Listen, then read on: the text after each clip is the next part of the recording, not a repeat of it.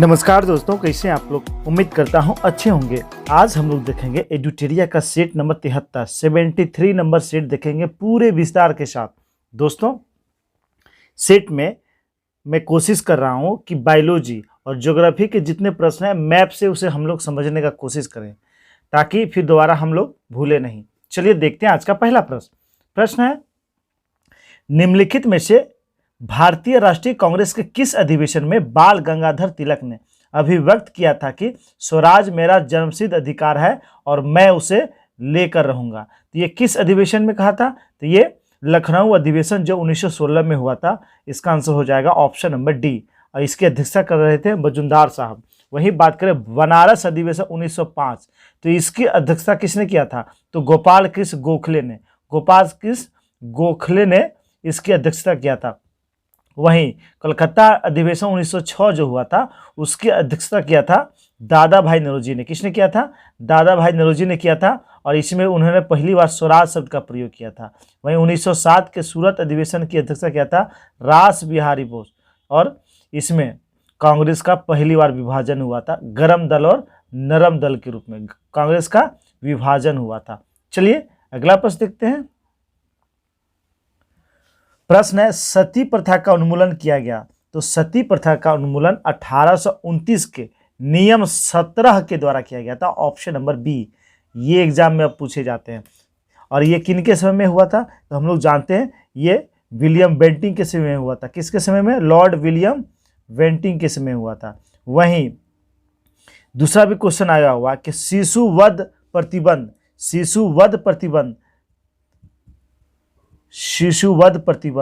ये जो है किसके समय में लगाया गया था? तो सर जॉन शोर के द्वारा यह लगाया गया था। जॉन शोर के द्वारा लगाया गया था। 1795 के बंगाल का नियम 21 के अनुसार तथा 1802 के नियम 45 के द्वारा इस प्रथा को समाप्त करने का प्रयास किया गया था। ये भी याद रखना है। और उसमें 1795 और 1802 उसमें गवर्नर जनरल थे लॉर्ड वेलेस्ली। कौन थे? लॉर्ड वेलेस्ली थे। वहीं 1872 में नेटिव मैरिज एक्ट पास हुआ था।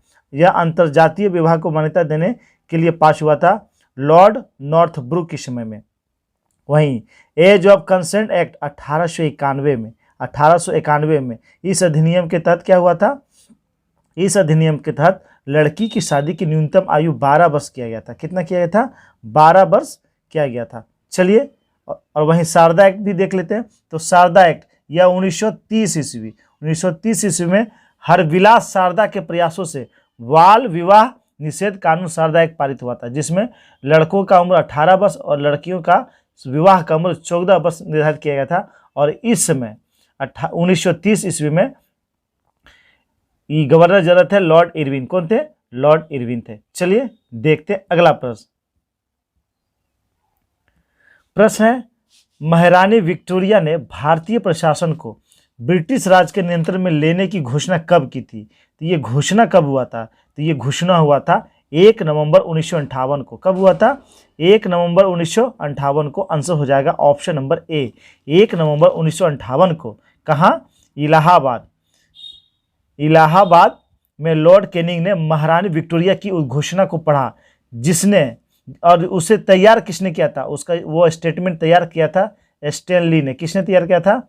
स्टैन ली ने उसे तैयार किया था। इसके बाद भारत के गवर्नर जनरल जो कैनिंग थे उसे वायसराय कहा गया, यानी वायसराय पद बनाया गया गवर्नर जनरल पद को समाप्त करके। इसी के बाद 1857 की जो क्रांति हुआ था, उसके बाद पील कमीशन की सिफारिश किया गया, और उस सिफारिश के अनुसार भारतीय और यूरोपीय सैनिकों की संख्या में क्या किया गया? तो यूरोपीय सैनिकों की संख्या में वृद्धि की गई और भारतीयों को संख्या को कम किया गया। पहले यह अनुपात था 5:1 और इसे कर दिया गया 2:1। कितना कर दिया गया? पील कमीशन की सिफारिश के बाद 2:1 कर दिया गया था। चलिए अगला प्रश्न देखते हैं। प्रश्न है, किसने खिलाफत आंदोलन को हिंदू और मुस्लिमों की एकता के एक ऐसे अवसर के रूप में देखा जो 100 वर्षों में पुनः नहीं आएगा? या महात्मा गांधी ने। आंसर हो जाएगा ऑप्शन नंबर डी। खिलाफत आंदोलन की बात है तो तुर्की का सुल्तान था खलीफा। प्रथम विश्व युद्ध के बाद विजेता देश में इंग्लैंड भी था। तुर्की को दंडित करना चाहते थे, इससे मुसलमान नाराज हो गए। इस घटना के पश्चात शीघ्र ही मोहम्मद अली जिन्ना, शौकत अली, मौलाना आजाद, हकीम अजमत खां और हसरत मोहानी के नेतृत्व में खिलाफत कमेटी का गठन किया गया था और देशव्यापी आंदोलन छेड़ दिया गया था। नवंबर 1919 में दिल्ली में अखिल भारतीय खिलाफत सम्मेलन का आयोजन किया गया और जिसकी अध्यक्षता किया था किसने? गांधी जी ने किया था और उसी में इन्होंने ये शब्द कहा था। और इस सम्मेलन में निर्णय लिया गया था कि अगर इनकी मांगों को मानने से सरकार इनकार करती है तो हम उसका सहयोग करना बंद कर देंगे। वहीं बात कर तिलक और महात्मा गांधी सहित तमाम कांग्रेसी नेताओं ने भी खिलाफत आंदोलन को पूरा समर्थन दिया था। इससे हिंदू मुस्लिमों के बीच एकता स्थापित करने का सुनहरा अवसर माना जाता है। चलिए देखते अगला प्रश्न। प्रश्न है, निम्नलिखित में से किस पुस्तक के लेखक दादा भाई नौरोजी नहीं है? तो Dadabhai Naoroji economic history of India, इसके लेखक नहीं है। बाकी ये तीनों पुस्तक इंग्लैंड डेब्ट to India, poverty and in British rule in India, इसके भी लेखक नौरोजी है। The wants and means of India, इसके भी लेखक नौरोजी हैं। इकोनॉमिक हिस्ट्री ऑफ इंडिया, इसके लेखक है रोमेश चंद्र देव। कौन? रोमेश चंद्र देव दत्त। रोमेश चंद्र दत्त इसके लेखक हैं और ये लिखा था उन्होंने 1901 ईस्वी में। चलिए अगला प्रश्न देखते। प्रश्न है, नचिकेता एवं यमराज के मध्य संवाद का वर्णन किस उपनिषद में मिलता है? तो ये वर्णन मिलता है कठोपनिषद में। आंसर हो जाएगा ऑप्शन नंबर बी। अच्छा, उपनिषद, तो उपनिषद से हमें दार्शनिक चिंतन मिलते।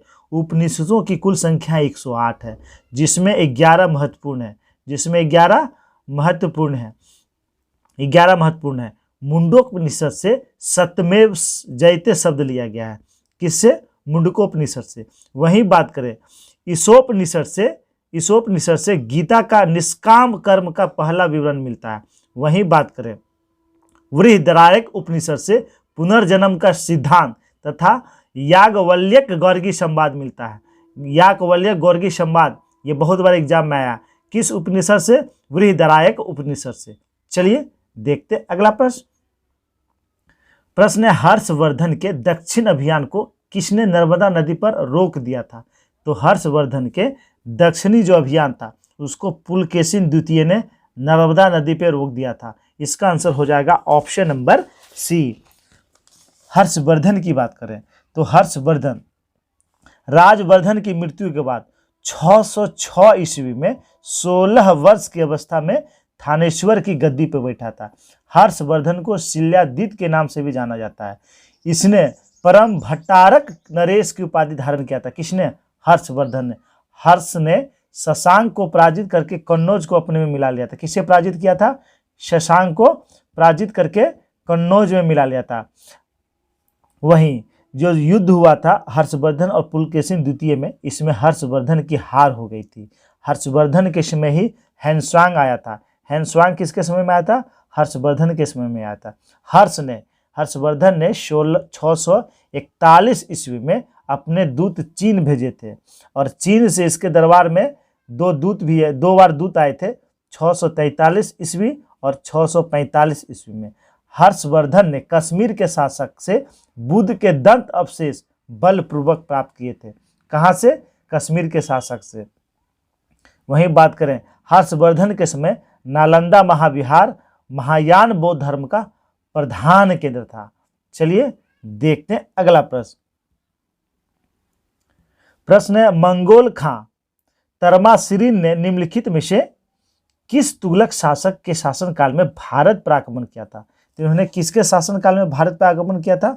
तो इन्होंने आक्रमण किया था मोहम्मद बिन तुगलक के समय। आंसर हो जाएगा ऑप्शन नंबर बी। किसके समय में? मोहम्मद बिन तुगलक के समय में। यह आक्रमण हुआ था 1328 से 29 के बीच में। 1328 से 29 के बीच में, जबकि सर्वाधिक मंगोलों का आक्रमण हुआ था अलाउद्दीन खिलजी के समय में। किसके समय में हुआ था? अलाउद्दीन खिलजी के समय में हुआ था। अलाउद्दीन खिलजी ने मंगोलों से बचने के लिए सीरी का किला का निर्माण कराया था। किसका? सीरी का किला का निर्माण कराया था। कब? 1304 ईस्वी में। कब कराया था? 1304 ईस्वी में। मोहम्मद बिन तुगलक की बात करें तो मोहम्मद बिन तुगलक ने सांकेतिक मुद्रा चलाया था। इसी के समय में मोरक्को यात्री इब्न बतूता आया था। किसके समय में? मोहम्मद बिन तुगलक के समय में आया था। उनके शासन में साम्राज्य 23 प्रांतों में बटा हुआ था। मोहम्मद बिन तुगलक के शासनकाल में इन्होंने एक कृषि विभाग की स्थापना किया था, दीवाने कोही। कौन सा? दीवाने कोही का स्थापना किसने किया था? मोहम्मद बिन तुगलक ने। चलिए देखते हैं अगला प्रश्न।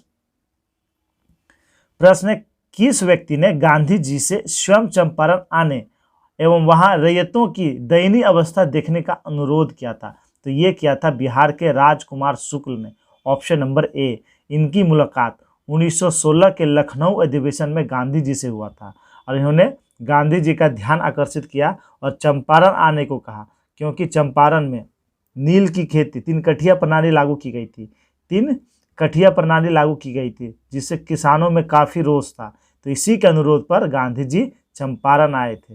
चलिए देखते अगला प्रश्न।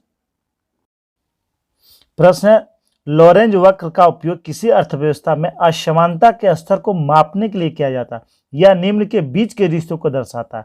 तो यह किसके बीच के रिश्ते को दर्शाता है? तो यह दर्शाता है जनसंख्या समूह और उसके संबंधित आय वाले शेयर से। आंसर हो जाएगा ऑप्शन नंबर बी।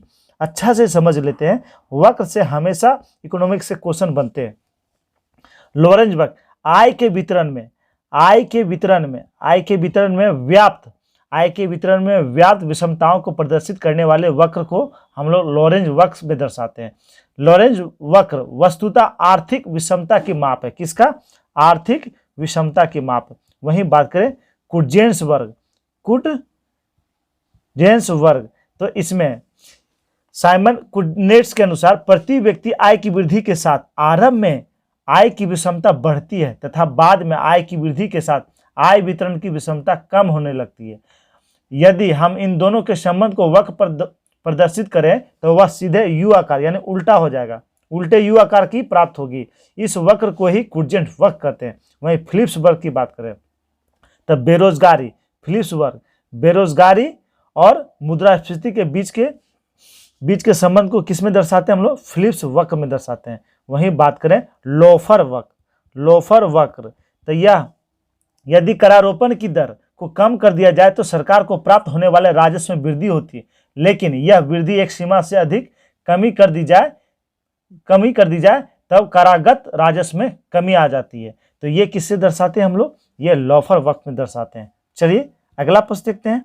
प्रश्न है, निम्नलिखित में से कौन सी सरकारी बजट में एक पूंजी की प्राप्ति है? तो सरकारी बजट में एक पूंजी की प्राप्ति होता है सरकार द्वारा जनता से लिया गया उधार। Option number D.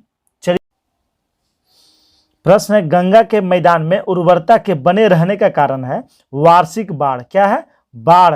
वार्षिक बाढ़ के कारण उसकी उर्वरता बनी रहती है। आंसर हो जाएगा ऑप्शन नंबर सी।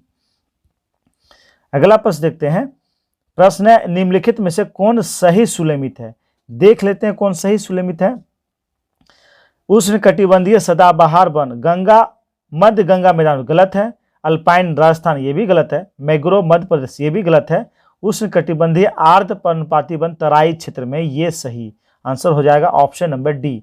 क्या हो जाएगा? Option number D. वहीं उष्णकटिबंधीय सदाबहार वन यह केरल क्षेत्र में यानी पश्चिमी क्षेत्र में केरल और इधर पूर्वोत्तर की बात करें तो अरुणाचल प्रदेश, त्रिपुरा, ये सारे केरल, कर्नाटक, ये सारे क्षेत्र में जो है उष्णकटिबंधीय सदाबहार वन पाए जाते हैं। अल्पाइन वन की बात करें तो अल्पाइन वन हिमालयी क्षेत्रों में पाए जाते हैं। कहाँ? हिमालयी क्षेत्रों में। मैग्रोव वन ये समुद्री तटीय क्षेत्रों में पाए जाते हैं, जैसे सुंदरवन गुजरात के तटीय क्षेत्र और अंडमान निकोबार द्वीप समूह, ये सारे में मैग्रोव वन पाए जाते हैं। तो इसका सही है ऑप्शन नंबर डी। चलिए अगला प्रश्न देखते हैं।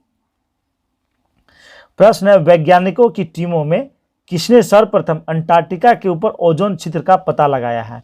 तो बहुत जगह विकिपीडिया में कुछ अलग से उत्तर दिया हुआ है, जबकि इसमें एडिटोरिया में इसका उत्तर दिया है रूसी टीम ने, लेकिन होना चाहिए ब्रिटिश टीम ने। आंसर हो जाएगा ऑप्शन नंबर डी। कौन?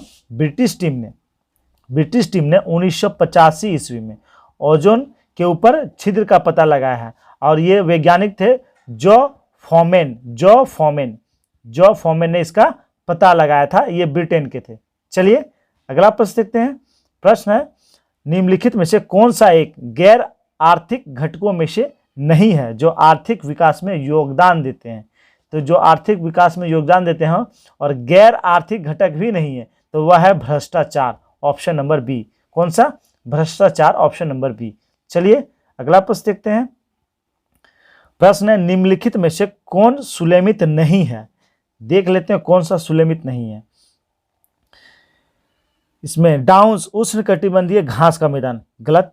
डाउन्स जो है शीतोष्णकटिबंधीय घास का मैदान है, ऑप्शन नंबर ए जो है सही नहीं है, बाकी तीनों सही होना चाहिए। स्टेपी शीतोष्णकटिबंधीय बिल्कुल सही, सेलवास उष्णकटिबंधीय ये भी सही, और टैगा शीतोष्णकटिबंधीय ये भी सही। चलिए मैप में एक बार हम लोग देख लेते हैं घास के मैदान को। चलिए मैप में देखते हैं विश्व के प्रमुख घास के मैदान।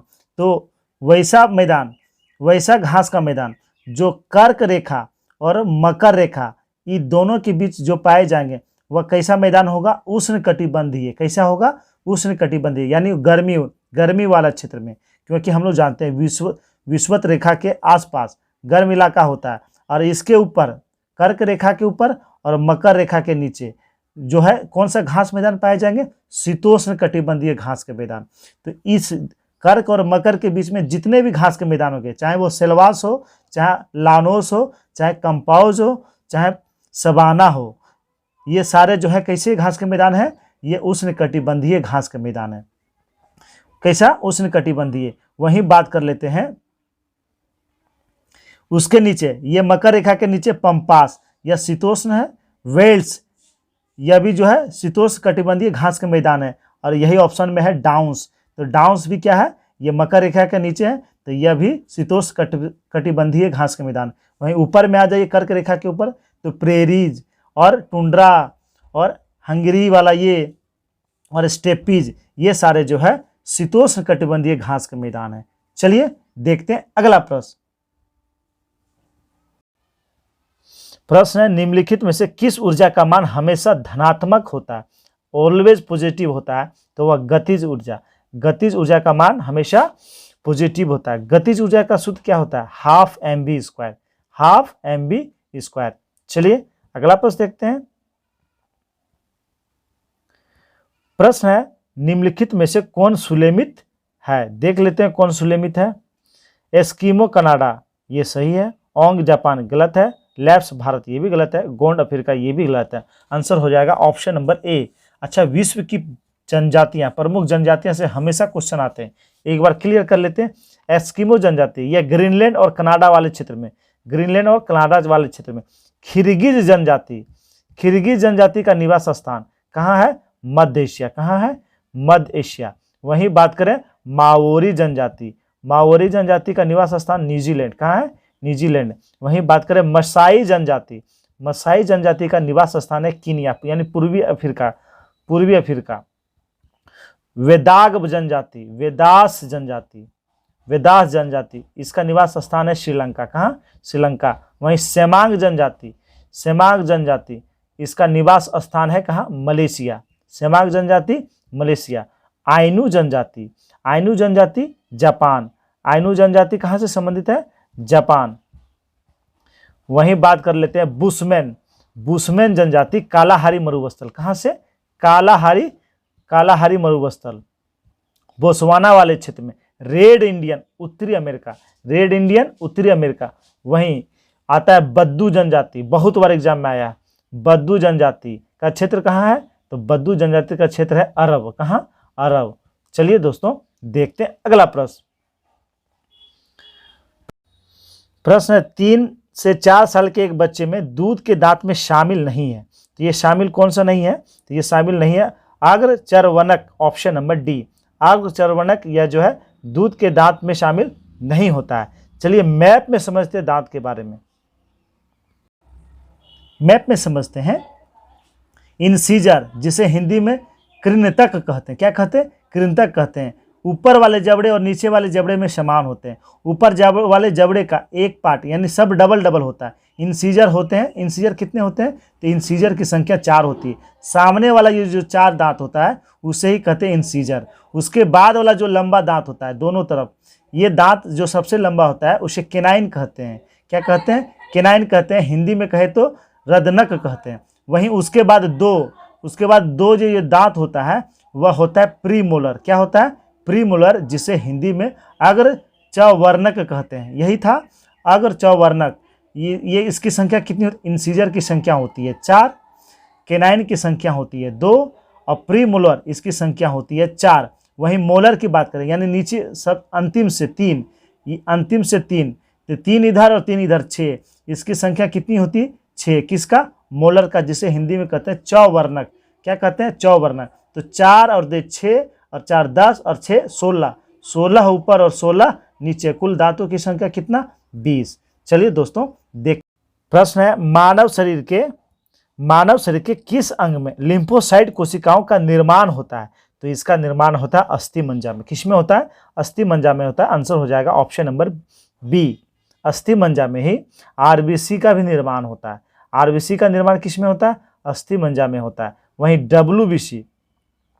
डब्ल्यूबीसी का निर्माण और लिम्फ नोड और कभी कभी यह यकृत और प्लीहा में भी होता है। किसका? डब्ल्यूबीसी का।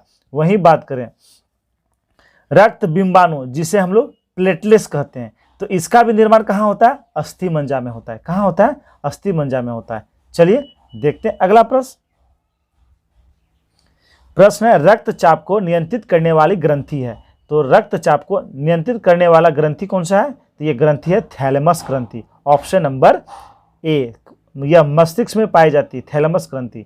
वहीं बात करें अधिवृक्क ग्रंथि, तो इससे एड्रेनिल हार्मोन निकलता है, एड्रीनेलिन हार्मोन निकलता है, जिसे लड़ो और उड़ो हार्मोन भी कहते हैं। थायराइड ग्रंथि से थायरोक्सिन हार्मोन का स्रावन होता है। अग्नाशय से 3 हार्मोन स्रावित होता है। कौन कौन? लाइपेज, एमाइलेज और ट्रिप्सिन। ये तीनों किससे स्रावित होते हैं? ये तीनों अग्नाशय से स्रावित होते हैं। चलिए अगला प्रश्न देखते हैं। प्रश्न है निम्न में से किसमें ऊष्मा का स्थानांतरण संवहन द्वारा होता है? तो ऊष्मा का स्थानांतरण संवहन के द्वारा किसमें होता है? तो ये होता है गैस एवं द्रव में। आंसर हो जाएगा ऑप्शन नंबर बी। संवहन होता क्या है? तो यह ऊष्मा की संचार की वह विधि है जिसमें ऊष्मा वस्तु के एक हिस्से से दूसरे हिस्से में गर्म कणों के स्वयं स्थानांतरण से, यानी गर्म कण ही स्थानांतरित होगा, गर्म कण के स्थानांतरण से दूसरे जगह पहुंचता है। यानी यहाँ गर्म करते हैं तो यहाँ पहुंचता है। तो पारे को छोड़कर सभी गैस एवं द्रव में इस विधि के द्वारा ऊष्मा का संचारण होता है। किस विधि द्वारा? संवहन के द्वारा। वहीं चालन की बात करें तो चालन यह केवल ठोस में होता है। किस में होता है? ठोस में होता है। ऊष्मा का संचारण की वह विधि जिसमें एक कण दूसरे कण के आपस के संपर्क से आगे बढ़ जाती है। जैसे कोई रड हो गया, इधर हीट कर रहे हैं, एक छोर को गर्म कर रहे हैं तो दूसरा छोर भी गर्म होता है, तो वह कौन सी विधि से गर्म होता है? चालन विधि से गर्म होता है। वहीं विकिरण की बात करें तो इसमें ऊष्मा एक स्थान से दूसरे स्थान के बीच माध्यम को बिना गर्म किए पहुंचती, जैसे पृथ्वी के नजदीक वाला तल गर्म होना, सूर्य के प्रकाश से यह विकिरण के द्वारा गर्म होता है। चलिए अगला प्रश्न देखते हैं। प्रश्न है प्राणियों के निम्नलिखित में से किस या किन संवर्गों में त्रिकोष्ठीय हृदय होता है? तो त्रिकोष्ठीय हृदय या उभयचर और सरीसृप में होता है। आंसर हो जाएगा ऑप्शन नंबर बी। किसमें? उभयचर और सरीसृप में। वहीं हम लोग जानते हैं मानव में 4 कोष्ठीय हृदय होते हैं। कितने कोष्ठीय? 4 कोष्ठीय हृदय होते हैं। चलिए अगला प्रश्न देखते हैं। प्रश्न है लोहे के निष्कर्षण में चूना पत्थर का इस्तेमाल किस रूप में किया जाता है? तो लोहे का निष्कर्षण करने में चूना पत्थर का इस्तेमाल फ्लक्स के रूप में किया जाता है। आंसर हो जाएगा ऑप्शन नंबर डी। चारों ऑप्शन को हम लोग समझते हैं। फ्लक्स क्या होता है? तो फ्लक्स से पहले हम लोग खनिज समझ लेते हैं। खनिज क्या होता है? तो पृथ्वी के अंदर पाए जाने वाले पदार्थ जिसमें किसी न किसी धातु की मात्रा हो और जो मानव के लिए उपयोगी हो, उसे खनिज कहते हैं। क्या कहते हैं? खनिज कहते हैं। वहीं बात करें गैंग की तो अयस्क में उपस्थित अशुद्धियों को गैंग कहते हैं। अयस्क में उपस्थित अशुद्धियों को हम लोग क्या कहते हैं? गैंग कहते हैं। वहीं फ्लक्स क्या होता है? तो अशुद्धियों को दूर करने के लिए बाहर से मिलाए जाने वाले पदार्थ को हम लोग क्या कहते हैं? फ्लक्स कहते हैं। क्या कहते हैं? फ्लक्स कहते हैं। अशुद्धियों को निकालने के लिए, दूर करने के लिए बाहर से जो पदार्थ मिलाते हैं वही होता है फ्लक्स। और धातुमल क्या होता है? तो धातुमल गैंग और फ्लक्स दोनों को मिला के क्या बनता है, धातुमल। दोनों को मिलाते हैं तो क्या हो जाता है, तो गैंग यानी अशुद्धि है उसको दूर करने के लिए उसमें बाहर से जो मिलाते हैं वो फ्लक्स, और दोनों जब मिल जाता है तो उसे ही हम लोग धातुमल कहते हैं। चलिए अगला प्रश्न देखते हैं। प्रश्न है, निम्न में से किसमें त्रिविमीय क्रिस्टल प्रणाली नहीं पाया जाता है? तो ये तांबा में पाया जाता है, सोना में भी पाया जाता है और चांदी में भी पाया जाता है, ग्रेफाइट में नहीं पाया जाता। आंसर हो जाएगा ऑप्शन नंबर डी। ये तीनों जो है क्या है, धातु है। ग्रेफाइट क्या है, यह कार्बन का अपरूप है, यह कार्बन का अपरूप है।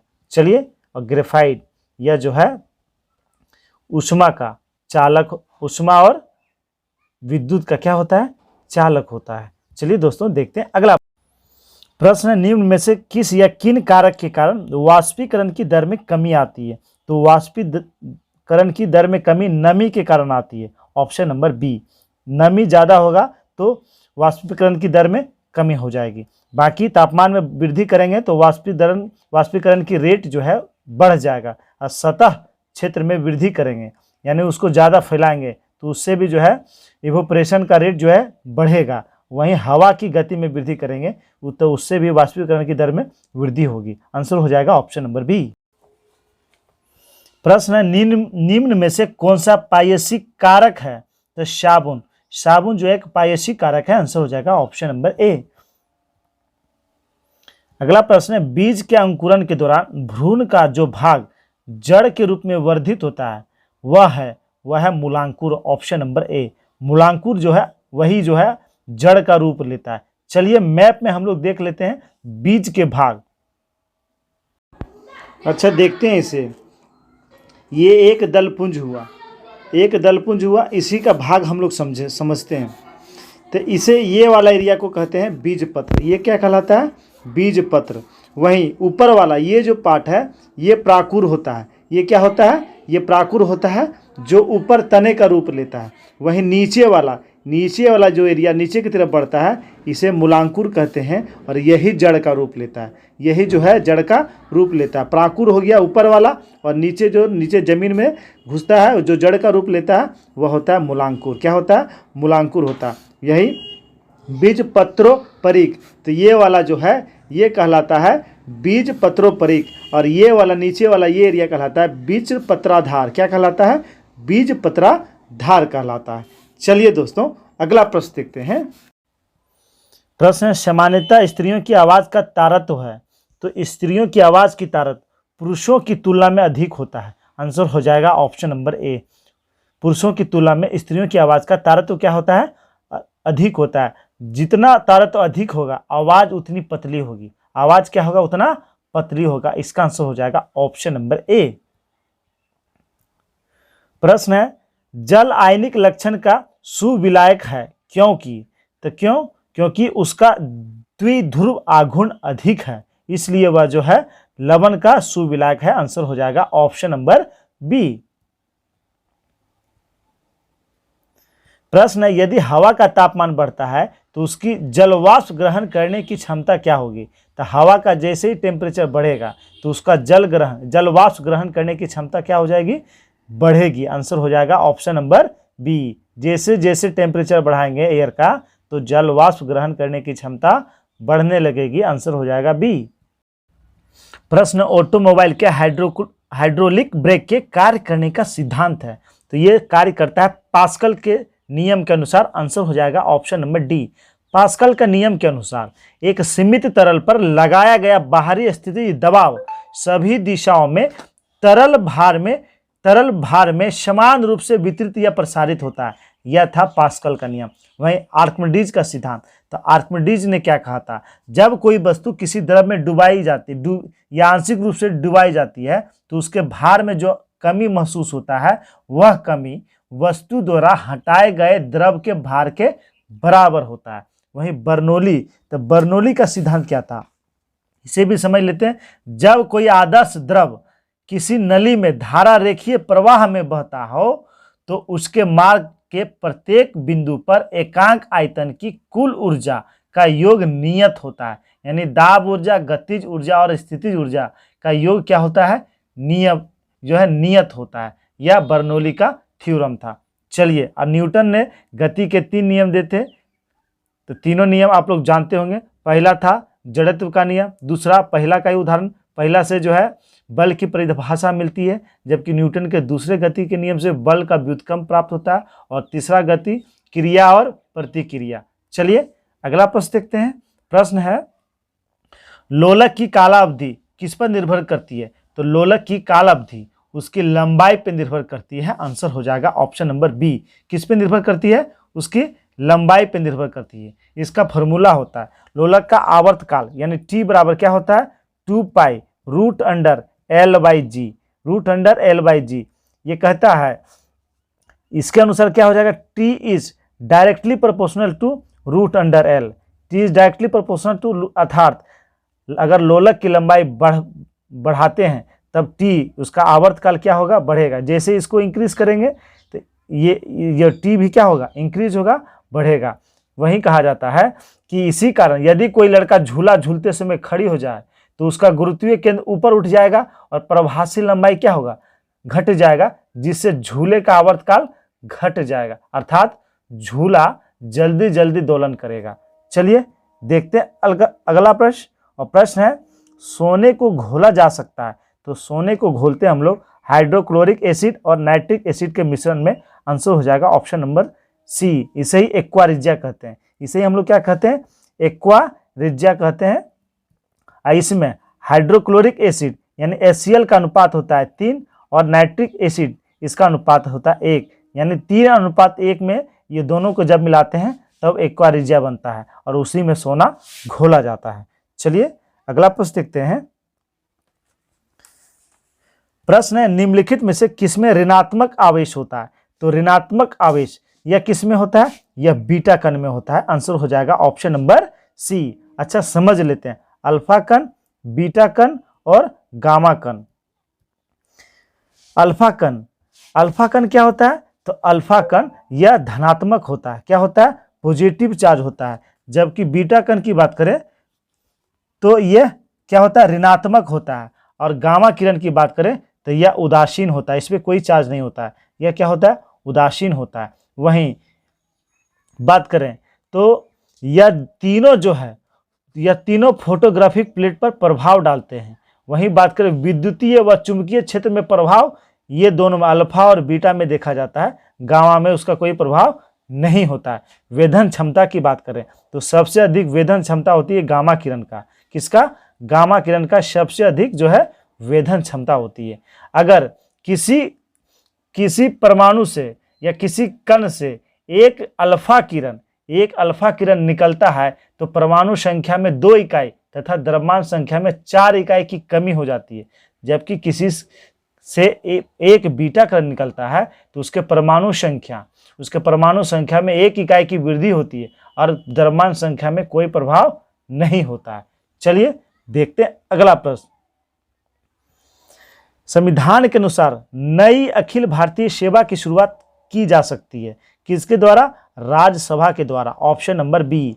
नई अखिल भारतीय सेवा की शुरुआत की जब बात होगी तो वह राज्यसभा के द्वारा पारित अधिनियम के द्वारा, जिससे 2/3 बहुमत से पारित होना है। यह वर्णित किसमें है? अनुच्छेद 312 में यह वर्णित है कि अनुच्छेद 312 के अनुसार राज्यसभा अगर 2/3 से प्रस्ताव को पारित कर देता है तो नई अखिल भारतीय सेवा की शुरुआत की जा सकती है।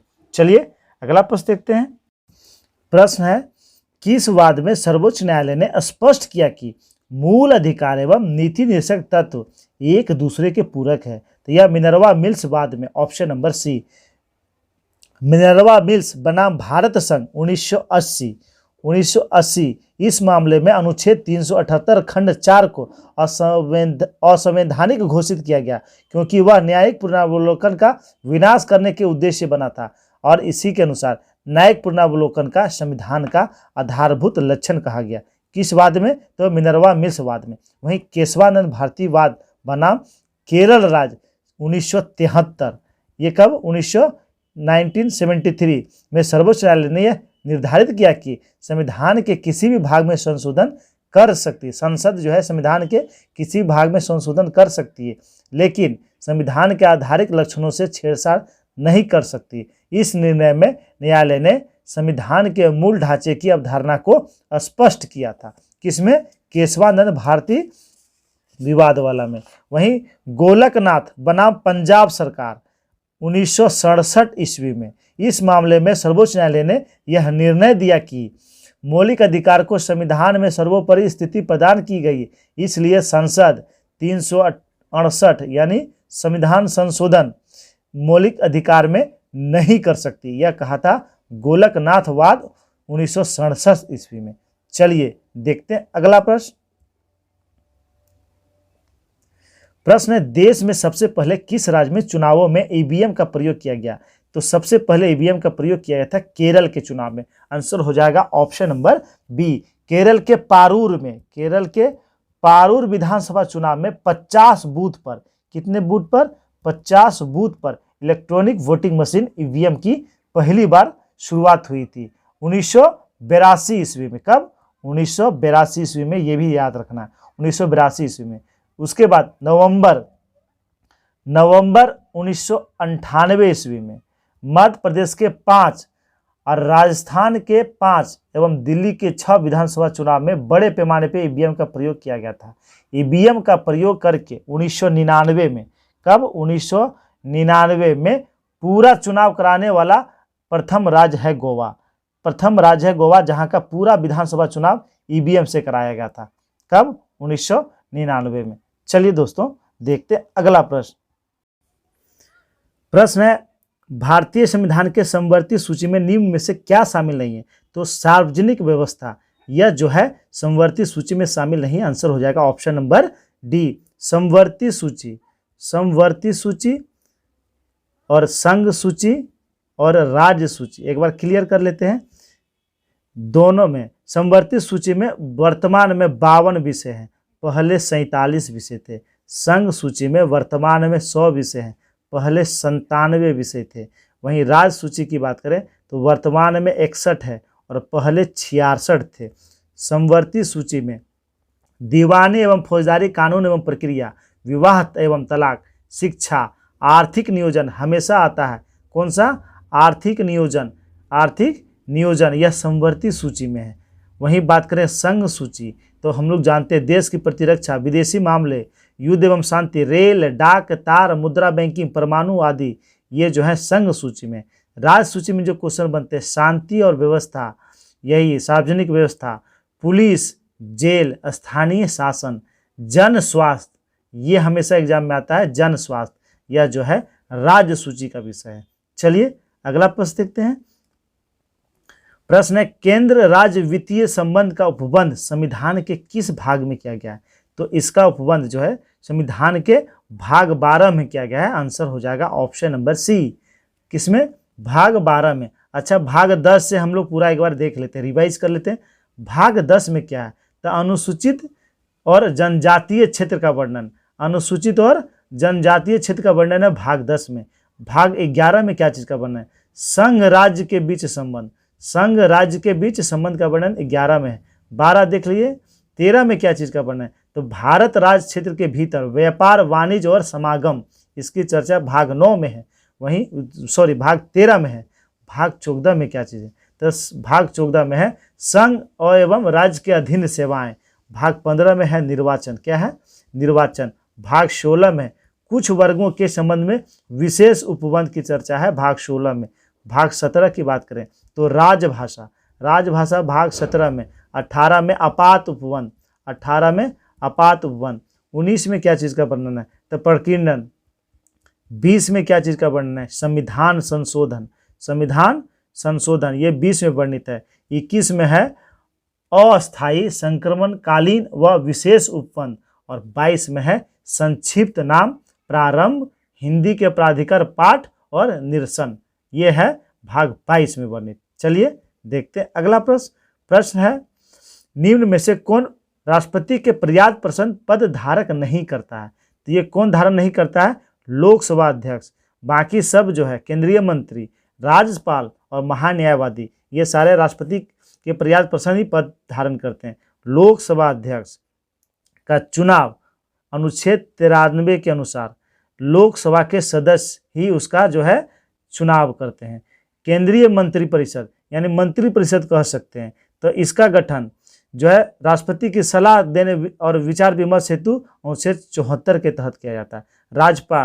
राज्यपाल का पद अनुच्छेद 155 के तहत, अनुच्छेद 155 के तहत राष्ट्रपति राज्यपाल की नियुक्ति करता है। वहीं महान्यायवादी, इसकी चर्चा अनुच्छेद 76 में है। चलिए अगला प्रश्न देखते हैं। प्रश्न है, निम्न में से कौन भारत सरकार के संसदीय स्वरूप की विशेषता को व्यक्त करता है?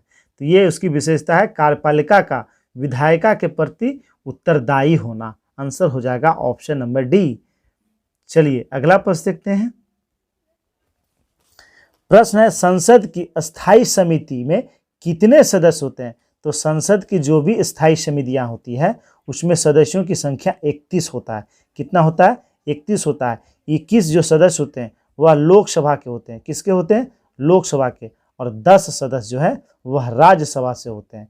लोकसभा में 16 स्थायी समितियां हैं। कितनी? 16। और राज्यसभा में 8 स्थायी समितियां हैं। तो कुल मिला के 24 स्थायी संसदीय समितियां हैं। वहीं बात करें प्राक्कलन समिति, तो प्राक्कलन समिति में कितने सदस्य होते हैं?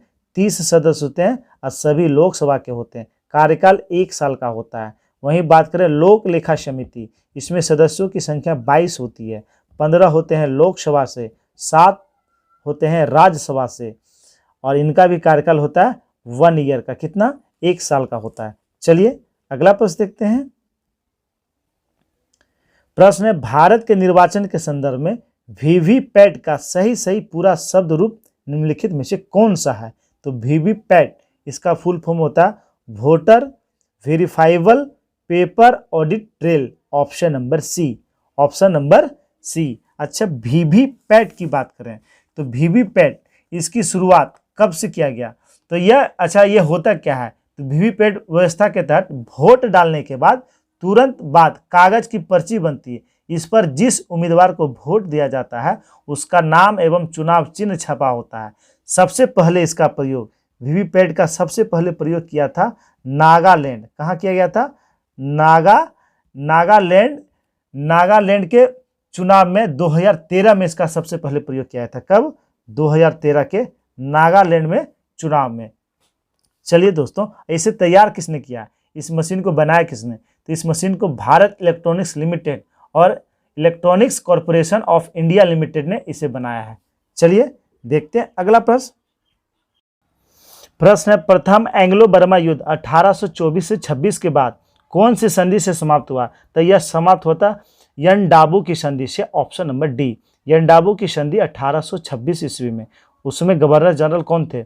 उसमें गवर्नर जनरल थे लॉर्ड एम हर्स्ट उसमें गवर्नर जनरल थे। वहीं बात करें दूसरा एंग्लो बर्मा युद्ध, यह 1852 में डलहौजी के समय में हुआ था और डलहौजी ने बर्मा के कुछ क्षेत्रों को जो है अपने साम्राज्य में मिला लिया था। चलिए अगला प्रश्न है, तत्वबोधिनी सभा की स्थापना किनके द्वारा की गई थी? तो इनकी स्थापना देवेंद्रनाथ टैगोर या देवेंद्रनाथ ठाकुर के द्वारा किया गया था। कब? तो यह 1839 ईस्वी में किया गया था। कब? 1839 ईस्वी में। वहीं बात करें केशव चंद्र सेन, वेद समाज की स्थापना किया था। किसका? वेद समाज की स्थापना किया था 1867 ईस्वी में। राजा राम मोहन राय, हमेशा क्वेश्चन आता है, आत्मीय सभा की स्थापना किया था 1815 ईस्वी में। 1815 ईस्वी में। वेदांता कॉलेज की स्थापना किया था 1825 ईस्वी में। कब? 1825 ईस्वी में। और ब्रह्म समाज की स्थापना किया था 1828 ईस्वी में। कब? 1828 ईस्वी में। चलिए देखते हैं।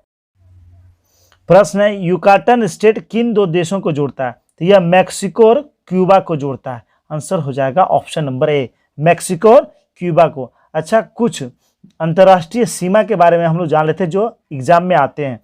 मैगी नॉट रेखा यह किन 2 देशों के बीच है? यह है फ्रांस और जर्मनी के बीच। फ्रांस और जर्मनी के बीच है मैगी नॉट रेखा। वहीं मेसेटा का जो पठार है वह किन 2 देशों के बीच की सीमा बनाता है? तो स्पेन और पुर्तगाल। वहीं बात करें पेनरीज पर्वत यह स्पेन और फ्रांस के बीच सीमा बनाता है, स्पेन और फ्रांस के बीच। हिंडनबर्ग रेखा जो है यह पोलैंड और जर्मनी के बीच सीमा बनाता है, पोलैंड और जर्मनी के बीच सीमा बनाता है। चलिए अगला प्रश्न देखते हैं। प्रश्न है, हर्षवर्धन और पुलकेशिन द्वितीय के बीच किस नदी के तट पर युद्ध हुआ था? अभी पीछे भी क्वेश्चन था, तो यह नर्मदा के नदी के तट पे हुआ था। कब? नर्मदा नदी के तट पे हुआ था, और जिसमें हर्षवर्धन की पराजय हो गई थी। चलिए देखते हैं अगला प्रश्न। प्रश्न है, मौर्य काल में सीमावर्ती दुर्गों का रक्षक क्या कहलाता था? तो मौर्य काल में सीमावर्ती दुर्गों का रक्षक अंतपाल कहलाता था। क्या कहलाता था? अंतपाल, यानी वो अंत यानी सीमा पर था। वहीं बात कर लेते हैं, दुर्ग रक्षक को क्या कहते थे? दुर्ग रक्षक को दुर्गपाल कहते थे, दुर्ग रक्षक को दुर्गपाल कहते थे। वहीं दंडपाल क्या होता था? तो सेना का सामान एकत्र करने वाला, सेना का सामान एकत्रित करने वाला होता था, सेना का सामान एकत्रित, उनका वस्तुओं को एकत्रित करने वाला होता था दंडपाल। कौन होता था? दंडपाल होता था। वहीं कुछ और हम लोग देख लेते हैं। यही देवरिक क्या होता था? तो राजकीय द्वार रक्षक, जो द्वार पे रक्षा करता था, वह होता था देवारिक कहते थे। राजकीय द्वार रक्षक देवारिक कहलाता था, और दुर्ग की रक्षा करने वाला दुर्गपाल कहलाता था। वहीं सेना का सामान एकत्रित करने वाला दंडपाल कहलाता था। अच्छा, मंत्री, तो प्रधानमंत्री मंत्री कहलाता था। धर्म एवं दान विभाग देखता था पुरोहित। राजपुत्र युवराज कहलाता था। आय का संग्रहण करता समाहर्ता कहलाता था। वहीं नगर का कोतवाल पुर कहलाता था। प्रमुख न्यायाधीश व्यवहारिक कहलाता था। चलिए देखते हैं आज का अंतिम प्रश्न। प्रश्न है, निम्नलिखित में से किन विद्वानों ने 1579 ईस्वी में मजहर का प्रारूप तैयार किया था? तो ये तैयार किया था अबुल फजल और शेख मुबारक। ऑप्शन नंबर ए, अबुल फजल और शेख मुबारक ने 1579 ईस्वी में मजहर का प्रारूप तैयार किया था। और अकबर ने मजहर की घोषणा कब किया था?